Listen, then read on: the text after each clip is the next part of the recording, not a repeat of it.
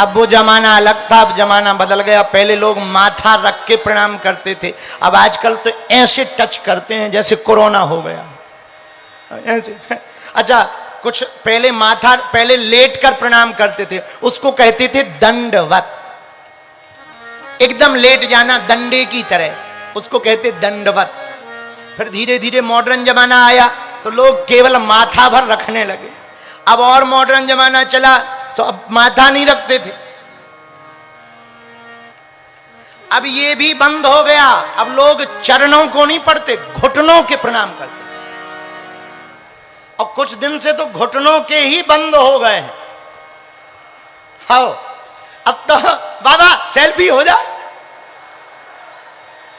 हम कहा ये क्या है? बोले ये भी प्रणाम है। हाँ हाँ, सेल्फी।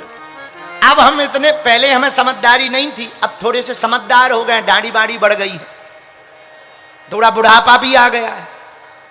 अब हम दूर से ही समझ जाते हैं कि ये आशीर्वाद लेने नहीं आया है, सेल्फी लेने आया है। सो हम भी पहले ही बढ़िया बाल वाले से करके ले बेटा आशीर्वाद है। और ठटरी के बरे न कटारे कुछ भी आशीर्वाद नहीं ले, फोटो खिंचा के ऐसे भगत जैसे इन्होंने कोहिनूर हीरा पा लिया हो। हमें हंसी इस बात पे आती है, वो पोस्ट करके डालते हैं आज बागेश्वर बाबा के साथ शास्त्रार्थ करते हुए। तो हमें बड़ी हंसी आती है। हमको बताओ तो क्या चित्र का जमाना चल रहा है? चित्र के जमाने में कोई चरित्र खींच नहीं रहा है, केवल चित्र खींच रहा है। आदमी बिगड़ रहा है, आदमी बदल रहा है। प्रणाम करने का तरीका कैसा बदल गया है। पहले लोग माथे को चरण में रख करके अभिमान रहित हो जाते थे, आजकल फोटो खिंचा करके इंस्टा पर या फेसबुक पर डालकर अभिमान से भर जाते हैं। क्या जमाना आ गया है। और धन्य है हनुमान जी, क्या अद्भुत सुंदर कांड की प्रथम चौपाई में ही पूरा सार है? जामवंत के टीवी वालों, ये वाली चौपाई तुम दिखा दिया करो। हाँ, थोड़ा सा तुम सीख जाओ।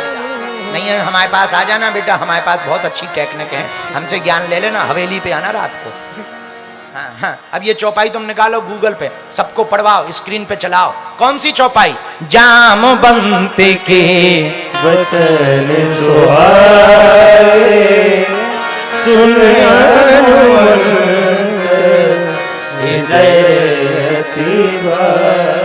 एक बात और, अब ये बात चली है तो बात पूरी कर लें। देखो, अपने से बड़ों का सम्मान करना जरूरी है। क्यों? मेरे पागलों, लंका में रावण की लंका में रहते हुए, उसके राजा रहते हुए बेइज्जती इसलिए हुई क्योंकि लंका के लोगों के अंदर अहंकार था और हनुमान जी के अंदर संस्कार था। लंका के लोग अहंकार से भरे थे और हनुमान जी संस्कार से भरे थे, तो अहंकार पर संस्कार की विजय होती ही होती है। इसलिए लंका के लोग हार गए, हनुमान जी जीत गए। अब विचार करो, एक अकेला बंदर और सामने हैं 10 कंधर। एक अकेला बंदर, सामने 10 कंधर, और धन्य है उसके हैं 10-10 की जगह 20-20 मूंछ। हनुमान जी के पास मात्र एक पूंछ।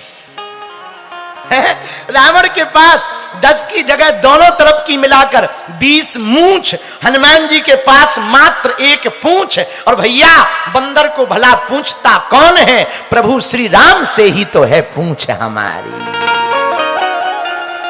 आगे ही राघव मेरे हैं, पीछे है पूंछ, रहस्य है भारी। आगे ही राघव मेरे हैं, पीछे है पूंछ, रहस्य है भारी। बंदर को भला पूछता कौन? प्रभु श्री राम से ही तो है पूंछ हमारी। एक बात और, अच्छा देखो, किसी का चेहरा बिगड़ा हो तो हम लोग क्या कहते हैं? बंदर लग रहा है। अच्छा, माताओं में से किसी का मुंह थोड़ा लाल वाल हो, थोड़ा अजीब टाइप का हो। एक बार एक बहन जी उससे निकली, वो क्या बोलते हैं, ब्यूटी पार्लर से। ब्यूटी पार्लर से जैसी ब्यूटी पार्लर में गई तो बड़ी सुंदर लग रही थी, वहां से बिल्कुल ऐसे निकली जैसे अलग से फेस लगा दिया हो, चिपका दिया हो। तो हमारे मुंह से निकल आया, हम कहा और तो सब ठीक है, पहले ठीक ठाक लगाती, अब तो पूरी बंदरिया लग रही। उन्हें बल्कि बहुत बुरा लग गया। तो उन्होंने खूब गाली वाली बकी। अब वो गाली तो हम बता नहीं सकते कि उन्होंने क्या बकी, क्योंकि वो पर्सनल बेइज्जती का मामला है। उन्होंने खूब उल्टा सीधा बोला। और धन्य रे बूटी पार्लर वाले, बड़ा गजब का कमाल है, काले को गोरे बना देते हैं, गोरे को भकराता बना देते हैं। हनुमान जी बचावे। एक बहन जी रोज एक बहन जी के घर हम रुके, उनके पति हमारे चेला, वो भी चेला, पूरा परिवार चेला। हम रुके उनके घर। अब वो सुबह से लगी मेकअप करने।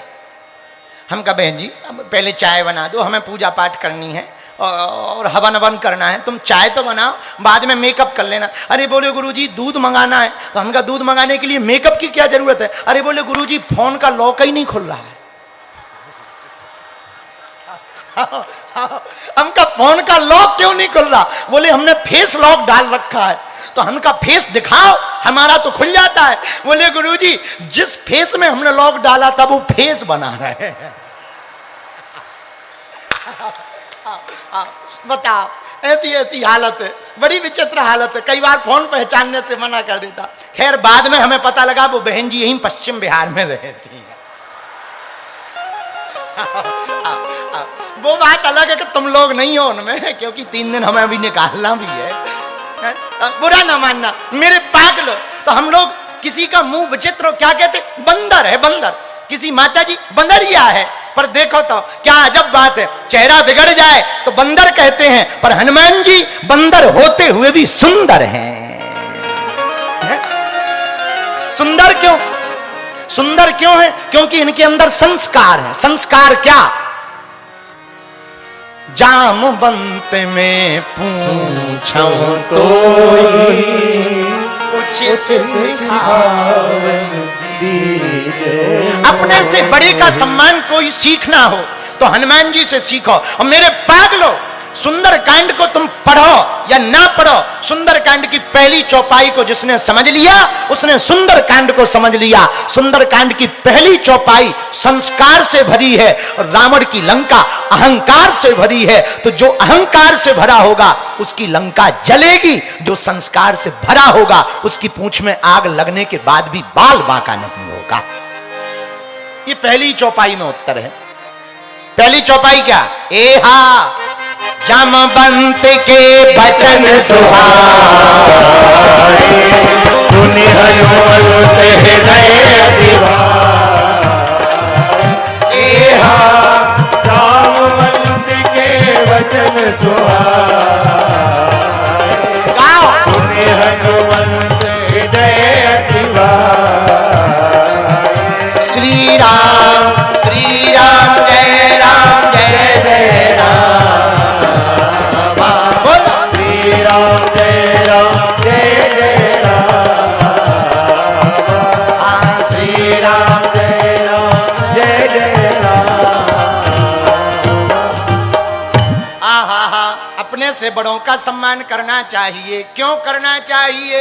सुनो, एक दिल्ली का लड़का यहीं रहता था पश्चिम बिहार में, नाम था चंगीलाल, बाप का नाम मंगूलाल। मंगूलाल का बेटा चंगीलाल गणित सीखने गया ऑक्सफोर्ड यूनिवर्सिटी में। गणित सीख कर आया, मां से बोला मां हमने मैथ में बहुत अच्छे नंबर पाए और हम गणित में बहुत गुणज्ञ हो गए। मां ने कहा बहुत अच्छा है। मां बहुत दिन बाद बेटा घर आया तो मां ने एक प्लेट में लड्डू रखे, ले बेटा लड्डू खा, 2 लड्डू हैं खा ले। बहुत दिन बाद आया है, बेटा ने सोचा माताजी को गणित का चमत्कार दिखा दें। मां एक बात बताओ प्लेट में कितने लड्डू हैं? बेटा प्लेट में 2 लड्डू हैं। झूठ मां, यही तो हमने पढ़ाई की है, तुम्हारी प्लेट में हम 3 लड्डू सिद्ध करके बताएंगे। मां बोली बेटा चाहे जितनी बड़ी पढ़ाई कर ले पर लड्डू तो 2 ही है। मां पढ़ाई हमने यही की, हम ये 2 के 3 लड्डू सिद्ध कर देंगे। अच्छा बेटा करके बता। बेटा बोला मां गिनो। मां ने 1 पे उंगली रखी 1, दूसरे पर उंगली रखी 2। बेटा बोला बस मां 2 और 1 हो गए 3। मां बोली बेटा क्या पागल बना रहे हो, 3 है ही नहीं, लड्डू 2 है, फिर से गिनो।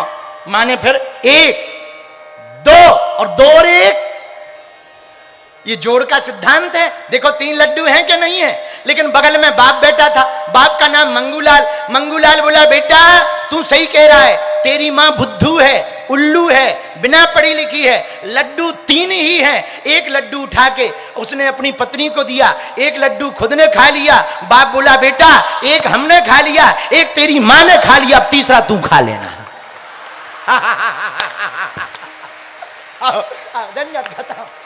अब उनकी गलत धरी की धरी रह गई, कोई काम की गलत ना भई। इस पढ़ाई को कहते हैं ज्ञान, लेकिन खा लेने को कहते हैं अनुभव। यही हनुमान जी के पास है। हनुमान जी के पास जोश है तो होश है, इसलिए हनुमान जी सुन किसकी रहे? जामवंत जी की। क्यों? जामवंत जी हैं बूढ़े, हनुमान जी हैं ज्ञान गुण सागर, और जामवंत जी के पास है अनुभव। इसलिए जो जवान अपने से बड़ों की बात सुनेगा वो लंका में भी जा करके राम नाम का डंका बजा करके आएगा।